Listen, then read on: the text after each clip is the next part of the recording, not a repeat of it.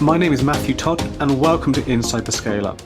This is the podcast for founders and executives in tech looking to make an impact and learn from their peers within the tech business. We lift the lid on tech businesses, interviewing leaders and following their journey from startup to scale up and beyond, covering everything from developing product market fit, funding and fundraising models to value proposition structure and growth marketing. We learn from their journey so that you can understand how they really work, the failures, the successes, the lessons along the way, so that you can take their learnings and apply them within your own startup or scale up and join the ever-growing list of high-growth UK SaaS businesses.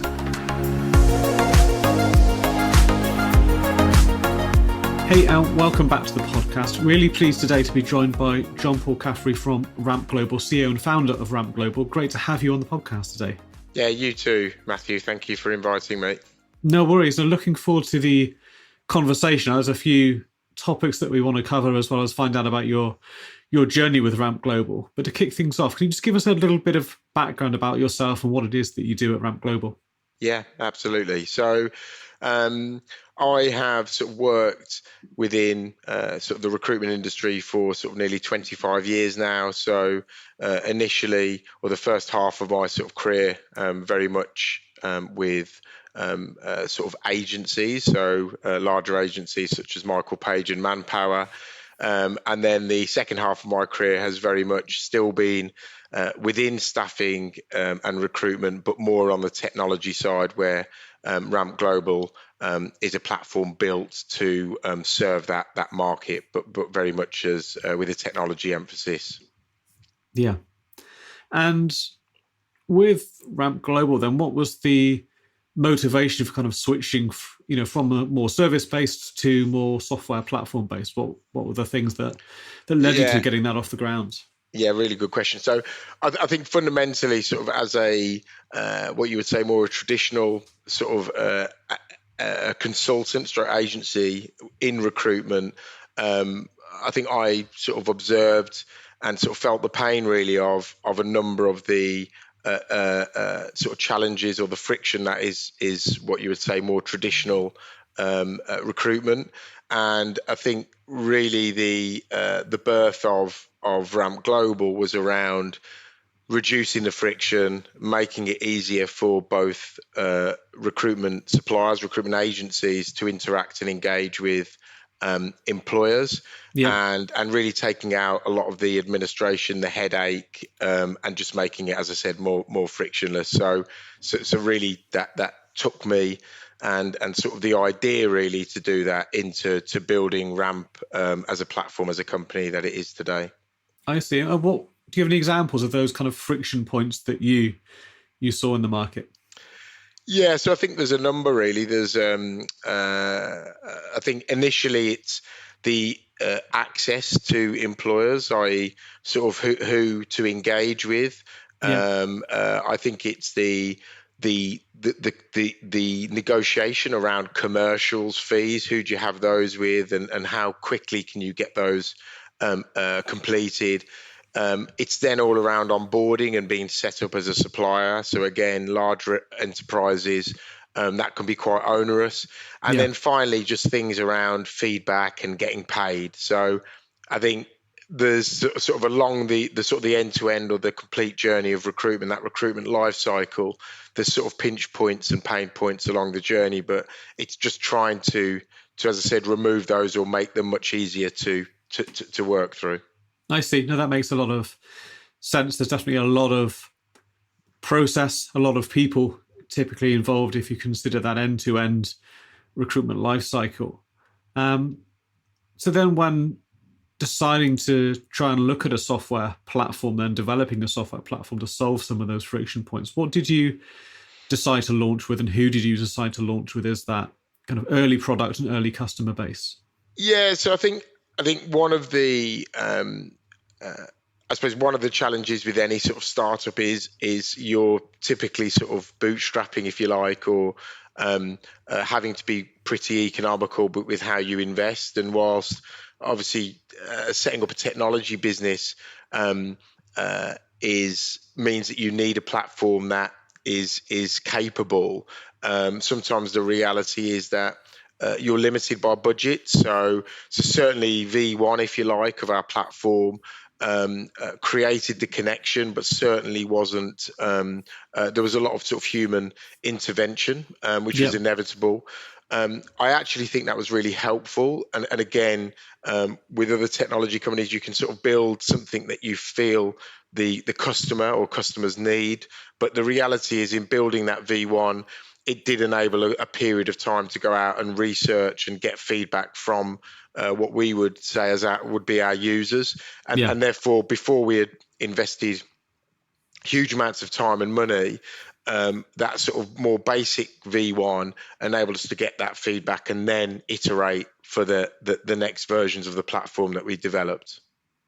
Yeah, no, that makes a lot of sense, and something we see quite often of what founders launch with as that initial product launch. We call it an initial product launch, not an MVP, because whilst it might be functional as a product, it's probably not viable in terms of a market yet. It's probably not serving their needs yet. So that first version, as you say, is often most useful as a point of reference, as a point of learning, really, to enable you to start iterating and working out what works. Yeah, completely. Feature-wise then, and customer-wise, how did that iteration process go? Because you've been working on the platform about 12 years now, is that right? Yes, correct. Yeah, 2010. Yeah. So I imagine there's been an awful lot of changes over the time. But how did those initial iterations go, and how does that compare to what you've ultimately got on the platform at the moment? Yeah, I mean, well, I think those iterations are continuous, and there's lots of reasons for that, which I can sort of explain. I think we're sort of a two-sided platform. So we have suppliers, so recruitment agencies coming in on one side, and then employers connecting them on the other. So I think first and foremost, their sort of needs, the way they use the platform, how they use the platform, are different. So therefore it's a single platform, but there's sort of two sort of use cases for everything that we're trying to do and connect. So I think a lot of that is exploration. Fortunately, certainly for myself and the other founders of the business, we came from recruitment backgrounds. So we could see the benefit of technology, but also we really understood or could work through feedback pretty decisively, because we had that sort of knowledge and we had been there and done it. So that was definitely a benefit to us. I think those earlier versions were non-integrated, and by that, whereby our platform currently or now will integrate with other HR systems that organizations use. We just didn't have that capability previously, and also you need to get to a certain size and scale before integrations are practical or commercial for either party. So I think those earlier versions, as I said, proved out the end-to-end, but were not as technology driven as certainly they are today in the platform. I see. And I think it's always interesting to look at different types of marketplace platforms and businesses. And, one thing I always like to find out is with the marketplace, obviously there's two sides to that, two different types of parties, supply and consumer. How did you go about staffing up or kind of recruiting, one side of that marketplace before the other? Typically we see one side of that equation tends to get a lot more built up before the other, but how did you approach that? Yeah, I mean, and I think that's the biggest challenge certainly that we've faced, and certainly many other platforms will face and do face on a daily basis. So I think the fact is, in a two-sided sort of marketplace platform environment that we have, you sort of need to build one side and build up credibility. And obviously onboard them, if you like, into the platform, but to keep them sort of engaged and active, you ultimately need to build the other side. So our platform is, we have employers on one, agencies on the other. The agencies bring the jobs, so the vacancies for the employers, bring the jobs and vacancies for the agencies to fill, and the agencies are there to supply the candidates to fill those jobs. So So I think it took us time. What we realised really, the fuel for the platform is jobs, right? Is Yep. vacancies. So the more vacancies, the more active agencies become. So in the earlier days, we probably looked at it 50-50. Yep. Onboarding agencies and employers. I think on reflection, really the focus should have been on onboarding those employers more Okay. so. On the flip of that, though, and this is the delicate balance, is if an employer is investing their time to post their vacancies on the platform, they're posting for a reason, and that reason is to fill those vacancies. So Yeah. all of a sudden, if you haven't balanced it out with the right agencies, etc., and the right locations for them to fulfill those vacancies, again, you've got an employer then sort of saying, this sort of didn't work for me, or I posted 10 vacancies and I only filled 2. So is this the platform for me? So I think that is reality. I think you're always having to sort of try and balance the two sides. I don't believe you can get that perfect day one, and I think it takes years. I think the way that you work through that is it's a simple word, and it's called resilience, because you will get there, but it will take a lot longer than you initially anticipate as a business concept and idea. And certainly that's what we went through, if you like. Yeah. And I guess with that kind of product and many other types of product as well, there's always going to be a tension between like the employer levels, the job levels that you've got, and the agencies that are there. So it's never like you've got a perfect balance. I imagine there's always going to be a managing of that supply and demand, and you'll always have a situation where you've got too much of one, not enough of the other, and vice Correct. versa, I imagine. Yeah, absolutely. I mean, look, the analogy that I often use is our platform. If you think of our platform, it's like a great supermarket that's just out of centre, loads of parking, and everyone wants to go there.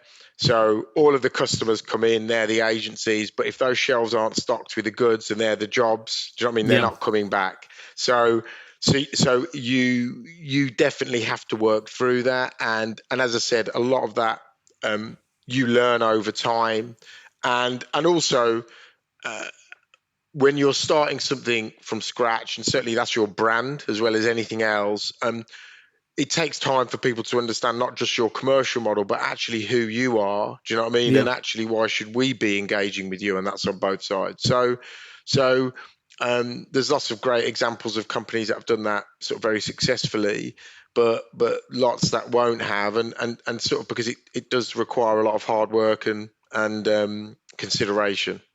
Kind of interested to learn more about the relationship between Ramp and the employers and the agencies, because I imagine that again takes a bit of careful management as well. I know from having been on both sides of recruitment in the past before that agencies can often be extremely protective over their client base, bordering aggressive in some cases. How do you manage to keep agencies engaged with the platform, but also treating the platform in the right way, not trying to poach clients and those kind of things? Yeah, it's another excellent question. I think so traditional agencies absolutely want to they would own the relationship, right? The relationship with both the candidate and their client, so the employer that they are placing with. So introducing a platform that is to facilitate and reduce the friction is great. Yep. However, there is a different sort of mindset that we need to, or thought process that we need to promote with those agencies, to think slightly differently from the norm. That is not easy if you've worked in the industry for many years, and this is the way that we do it. So I think one of the areas that we try to support and address is we are a technology platform, but we have an account management or a supplier management team, and that team is specifically there to onboard and engage those suppliers in a timely detailed and professional way, so they understand the benefits that the platform can provide. So Yeah. certainly, since introducing that team, that makes that onboarding process and the confidence that those agencies have that they're in the right hands much better. I think there's then the next level is transparency, right? So we benefit as a platform because we are what you would term a neutral vendor. So we don't Yeah. do the supply ourselves. We're not trying to be everything to everyone. We don't fill vacancies directly through the platform, as in ourselves. Yeah. So Yeah. we are simply there to connect. So we are seen as neutral, etc. So I think that's important. And as part of that sort of support for the agencies, it then comes down to transparency and clarity around terms. Who are the clients? How many other suppliers are working on a vacancy? At what Yeah. stage is that vacancy? And we absolutely believe in the more information and the more transparent we are to suppliers coming into the platform, and the more they see around a job, the better they engage, the more confident they are. Other sort of similar platforms, each one has their nuances, but certainly Yeah. there's lots of global platforms now.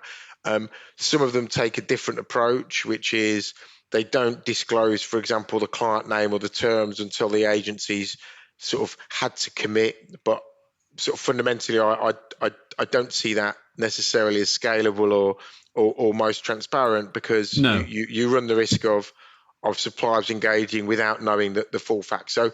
So that again has taken time.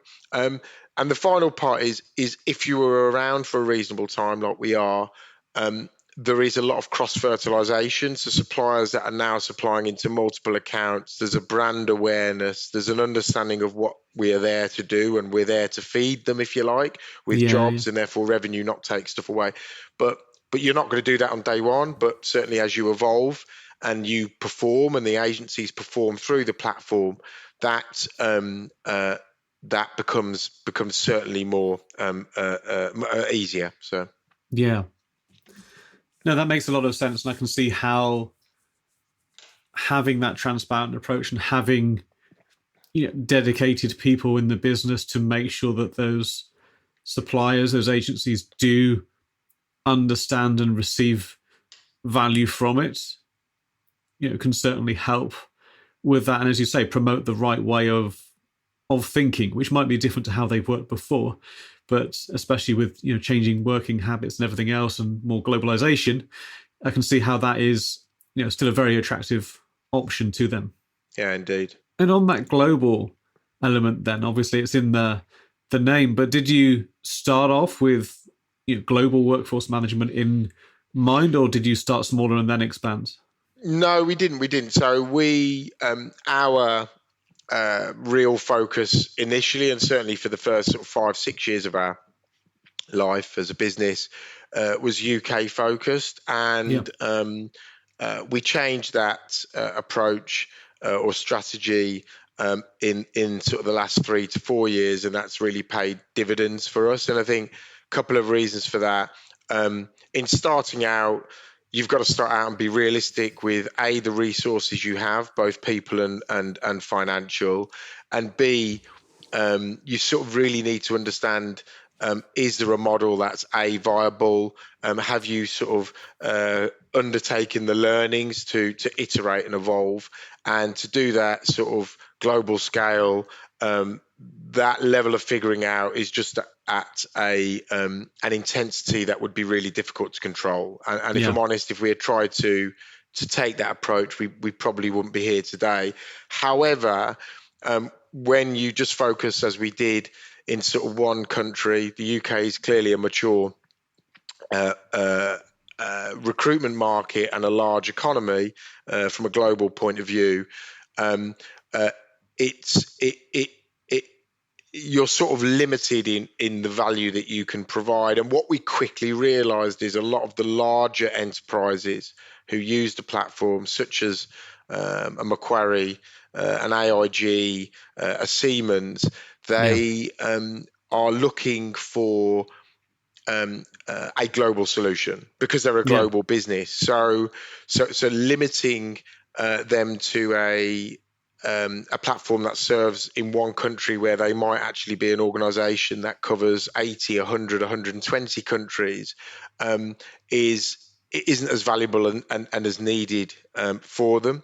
So us expanding globally has meant that we can support these organizations. But for example, it might be, do you know what, we really need your platform in the US, or do you know what, in Central Eastern Europe there's specific projects, and it means that we can add value where they need it, and we're not restricted, nor is the client. So that sort of global piece really has kicked in over the last 3 to 4 years, and that's really where we've seen an acceleration in both usage and activities, which comes back to that you need both sides of the platform operating at reasonable scale to take the business forward.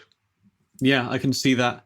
So it sounds like you've taken a very client-led approach to that globalization, rather than, hey, it works over here, why don't we go and try and apply it over here, everywhere else that speaks English, like I've seen, other people attempt in the past. But if you do it client-led, then you've already got one half of that equation solved, I guess. Yeah, definitely. And I think the other factor here is the same organization, a global organization, will operate very, very differently, or can operate very, very differently by country, by region, right? That could be way of working, their culture, the type of skills they hire, how they actually recruit people, the technologies they use, the demands, the budgets. There's so many different nuances, and actually working with, what we found is working with organizations where we can prove value, that sort of proof of concept, that soft landing, and then expand out, has been a far more effective version than trying to solve problems where we actually don't know what they are, or when it's a completely different team. So we can sort of go at a pace that is comfortable for the customer, but is also enables us to make sure that we're ready to serve their needs. Yeah, I see. I think that's a good approach, especially when you're selling into some pretty sizable organizations, is try and get in there perhaps with a smaller problem to solve, or a smaller piece of that overall picture, and prove yourself first. Exactly. And the larger the organization, even those small problems in the grand scheme of things are quite big problems in terms of big numbers, etc. So, but that's absolutely our approach, and we will be we'll continue with that as well. Yeah, interesting. And from an operations perspective, then, as you've grown from that initial inception point, then how has that changed from your own kind of staffing? How does that fit together? Yeah, so a lot of figuring out is the short answer. The as you scale, you sort of start to think more about what you need, or actually what you don't have. I think there's things that conceptually you feel is an issue, or something to resolve, but maybe it isn't. And likewise, stuff actually can come at you that you think you need to resolve now. So just an example there is working with global organizations. We've got 2 offices. We've got one in the UK in London. We've got one in Poprad in Slovakia, but ultimately they're European operations. But we serve our customers globally. So in the LATAM region, in APAC, in NORAM.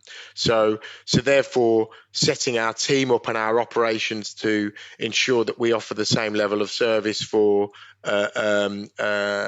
customers and suppliers outside of the region where we're physically based is one area that we resolve and have to resolve.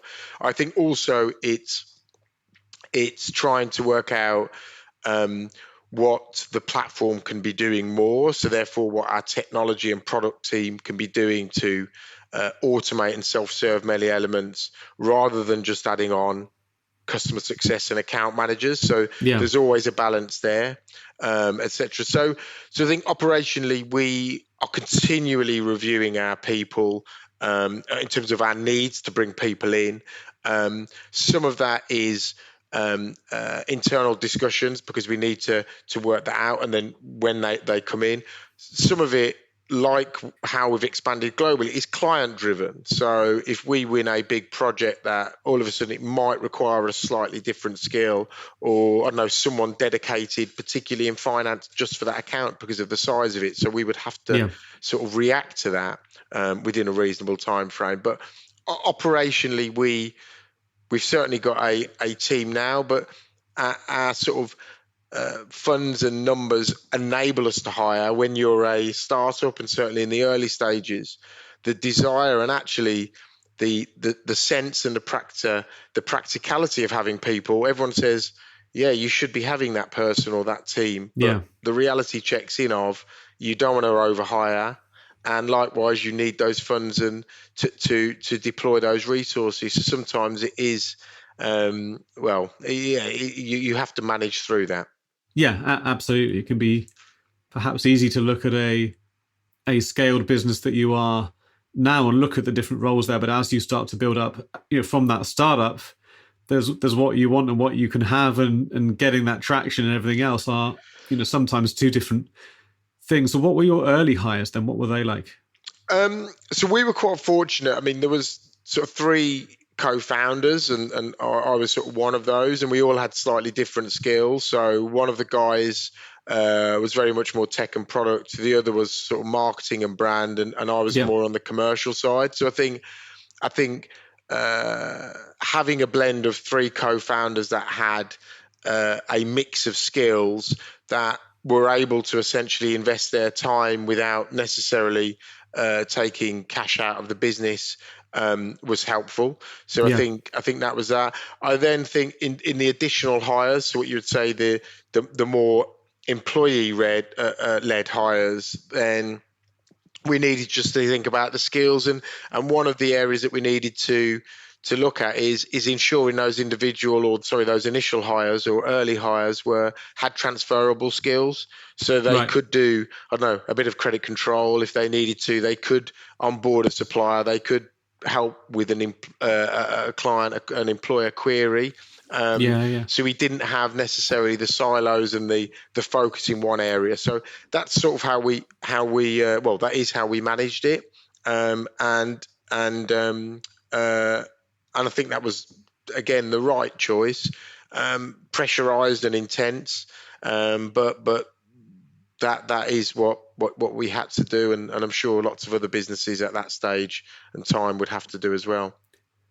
Yeah, absolutely. I think it's really interesting to hear you talk about kind of silos as well, and avoiding early on creating some people that can only operate in a silo, because I see some founders perhaps where they haven't got that balance of skills that you and your co-founders had, think, oh, I need to hire a marketing director or a sales director. And I think the problem is you look at that on an org chart and you think, oh yeah, I haven't got someone senior at that level that matches the skills that I haven't got. But the thing is, if you try and employ someone at that level, then they're used to working with and work best when they've got a team underneath them, and you're not at the scale to have that. So yeah, I think absolutely on that. The other element of that is, and certainly sort of being in and around founders of businesses that have been super successful, a number that haven't been successful and they've failed.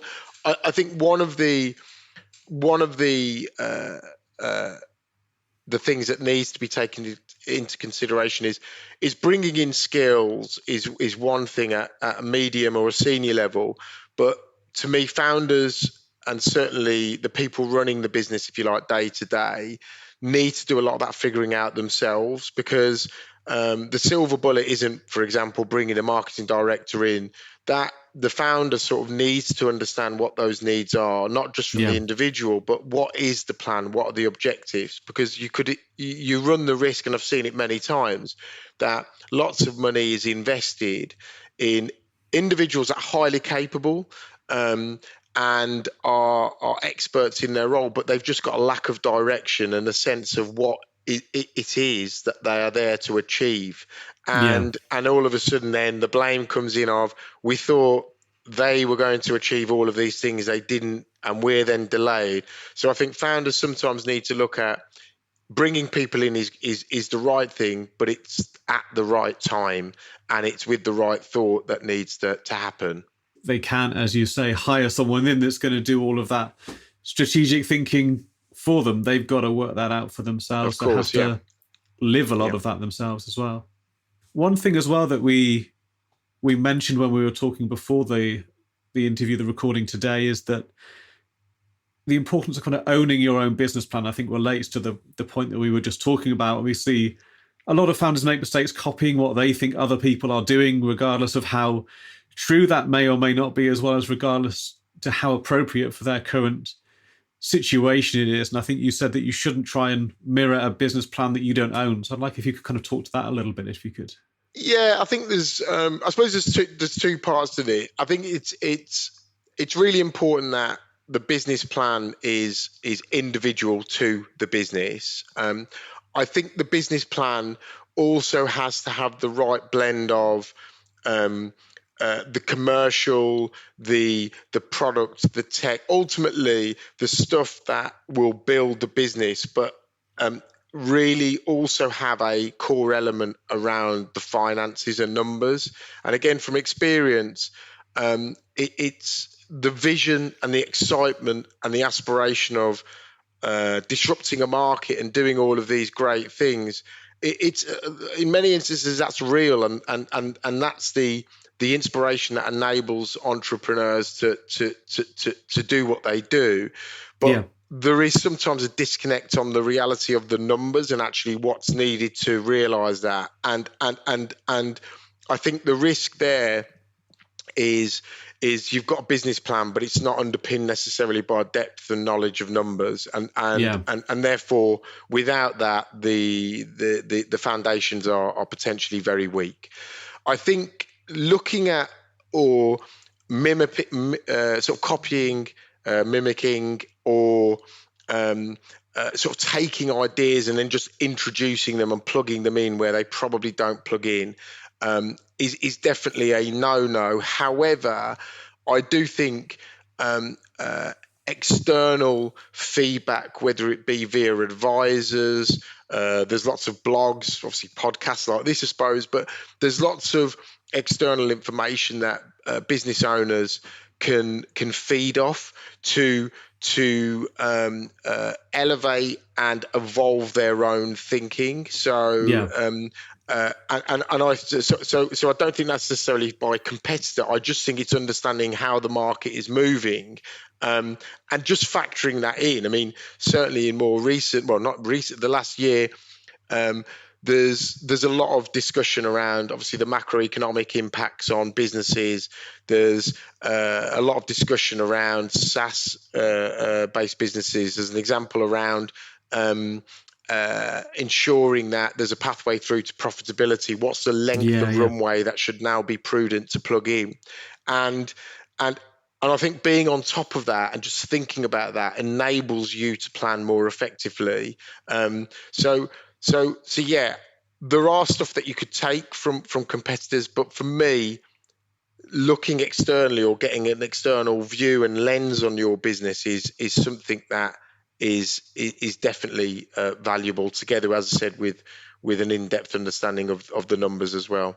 Yeah, absolutely. I completely agree. I think those two things combined are going to give you the best chances of success and the best outcome. And I think the worst thing you can do is keep all of that internal, but then try and copy, like a product-led growth strategy we see so many people trying to do, but they don't realize that, look, you're not Dropbox. You haven't got, an oversized valuation, hundreds of millions in funding to pull off what is a numbers game and hope to find that path to profitability. You're not at that stage, so it's not the right thing to do. Yeah. I also think there's how can I put it? When you're looking at competitor analysis, there's always a level of vanity. There's a level of PR or marketing in what at the level that you can absorb. So what you don't do, or what you would find it very difficult, if not impossible, to do, is really understand what the challenges are they face. And so you could analyze a commercial model, and a company is really focusing on that's the best model, and you could then replicate that But Yeah. actually, what you don't know is that commercial model is completely broken for so many reasons. So I think competitor analysis, or trying to, as I said, copy them or look at them and aspire to them, what you'll never do, because you're not in the business, you're in that particular business yourself, is understand really the true challenges they face. So again, it's just to bear that in mind as well. Yeah, absolutely. I think that's a really, really good point. You don't know inside the business what the financials are like, and what their pressures are, what their challenges are that they're trying to solve internally as well. You're only getting a very polished perspective Of without course, most yeah, of the information. yeah. Yeah, absolutely. No, I think that's really interesting, and yeah, thank you for sharing your thoughts on that.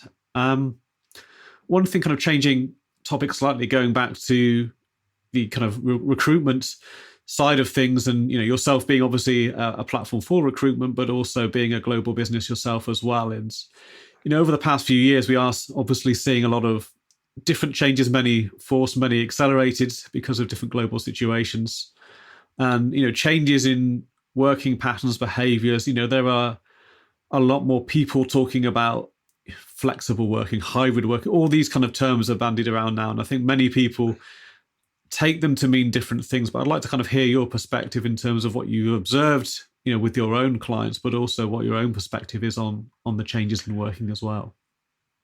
Yeah, so I think, I mean, there's a number of sort of elements and aspects to this. I think one is that there's it's a bit of a cliche, but one size doesn't fit all. So first of all, there's lots of changing working patterns, styles, initiatives, and a lot of them are really for the good of the business.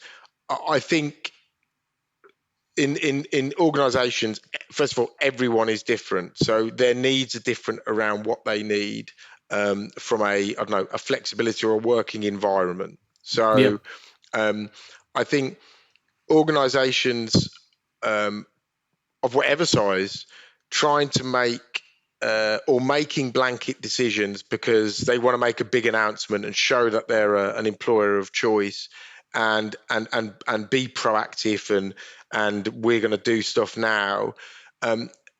Sort of from a PR point of view, great, it gets it done. We've made this big decision and statement, Yeah. but individually, that could or couldn't work. And I think organizations need to spend much more time engaging individually with their businesses, their business units, the individuals within those teams, to understand what really works for them. Now, the challenge with that, of course, the larger the organization, the more time consuming that is. And you're not going to be able to implement that suits everyone. But I think trying to make blanket decisions can be as disruptive. As our own business, we have two offices, which I mentioned earlier, and on this is that we've got one in Slovakia and one in London. The environments are different, right? So our team in Slovakia are very keen, and they want to be in the office 5 days a week, right? They don't want to have the flexible pattern because they're used to that. Now, that's obviously a cultural piece as well in countries such as Slovakia. Now, that's a learning for me. That's a learning for my senior leadership team. And we're sort of grateful that we didn't implement this. You have to be at home on these days, so on and so forth.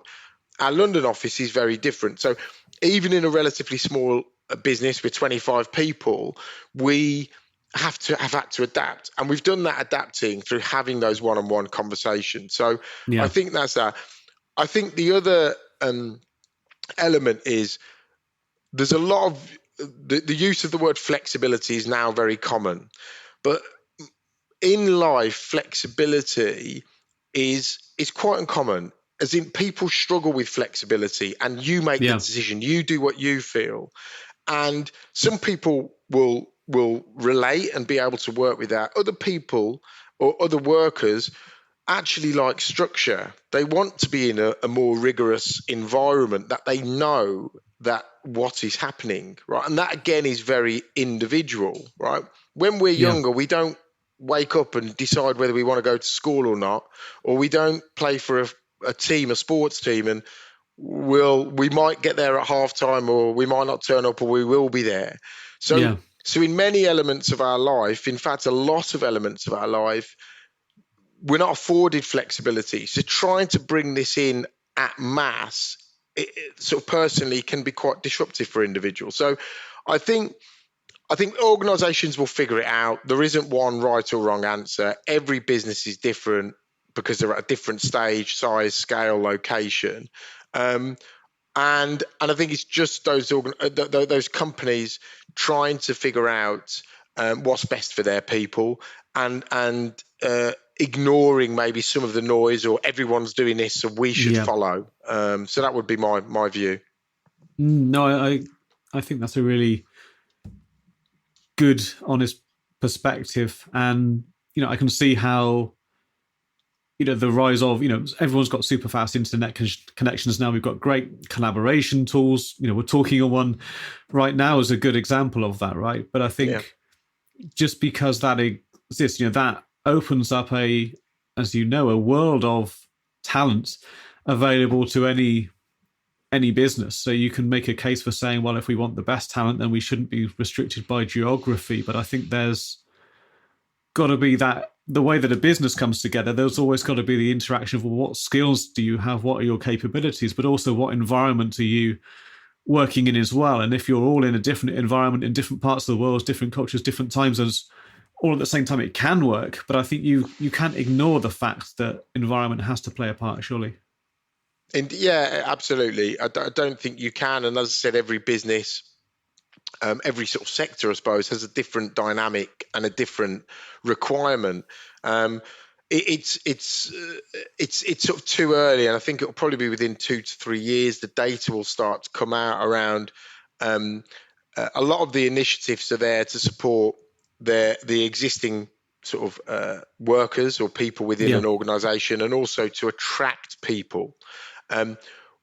What will start to come out, and it'll be quite intriguing to see the data, is around retention, right? So where you've got a maybe a disconnected team in terms of a face-to-face disconnection, but as you say, there's technology tools to enable a level of interaction. Is that churn, or the retention, or the attrition of workers?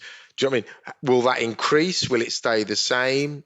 Etc. Because that will then start to really prove out to me what level and type of flexibility is working for companies. But I think, as I said, we're some time off from getting that. But once we do start to see that data, it will be quite interesting to see how organisations and companies react to that. Absolutely. I think it's interesting to hear you say that it's really too early to tell whether that data is there yet in terms of retention, because I know a lot of people are talking about retention and using that as a way to say, oh, we have to be completely flexible, hybrid, remote, whatever it may be, because otherwise we're not going to be able to keep our people. But I've also heard people on the other side of the equation saying, well, actually, we end up with a disconnected workforce when we do that, and they just see themselves as working down a to-do list, and therefore can do that to-do list for a different company that's going to pay them more. So it's there's people on both sides. So it'll be interesting to see how that data does come out. Yeah. What's next for the business? We're recording this early 2023, but how do you see the year panning out for you? Busy as always. We've got so we've recently closed an internal round of funding to really sort of ramp up our sort of software and product development activity, driven a lot by our sort of client customer needs. So I think that this year is to continue our expansion of in all respects. So our global coverage, so increase our country coverage, to increase the number of new employers that we are utilising the platform and benefiting from it, increase and the breadth of our sort of supplier ecosystem, again, for those employers to benefit. And then sort of more sort of operationally is to look at, again, how do we develop the team and ensure that we've got, we're able to deliver the level and quality of service that we always want to do for our customers. So it's sort of more of the same from last year, but with additional growth that we forecast and expect, and hopefully gets us into quite an exciting place as we get to the year end in 23. No, fantastic. Sounds like some great ambitions, but it sounds like you've got a pretty solid strategy that you're looking to execute. So yeah, I wish you the best of luck for that. Not that I'm sure you'll need it, but yeah, thank you for sharing some of that growth journey with our audience. I think they'll find it really interesting to hear those early startup challenges that you faced, knowing that, you know, if they are earlier on in their journey, that they're not unusual, but there is a path through it. And thank you for sharing some of those lessons you learned along the way, as well as, you know, general perspective on recruitment, which I think they will find interesting as well. Yeah, thank you, Matthew, and it's certainly been a pleasure. Thank you. Thank you for joining me on this episode of Inside the Scale-Up. Remember, for the show notes and in-depth resources from today's guest, you can find these on the website insidethescaleup.com. You can also leave feedback on today's episode, as well as suggest guests and companies you'd like to hear from. Thank you for listening.